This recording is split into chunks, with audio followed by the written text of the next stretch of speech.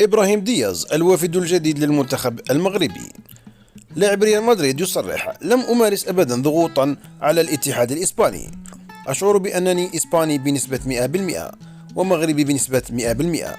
من منا لا يرغب في أن يكون جزءا من تشكيلة فريق مثل المغرب؟ هل تعتقد أنني حاولت الضغط على الاتحاد الإسباني؟ لم أقم بذلك أبدا ولن أفعل.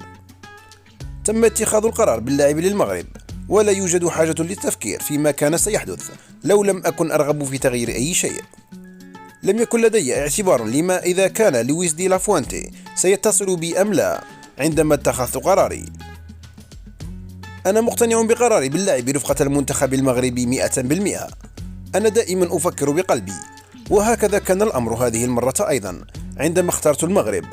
أنا فتى لديه أحلام بكل بساطة، والمودة والمشروع الذي أخبرني إياه في المغرب يبدو جيدا جدا بالنسبة لي، وعلى هذا الأساس تم اتخاذ القرار.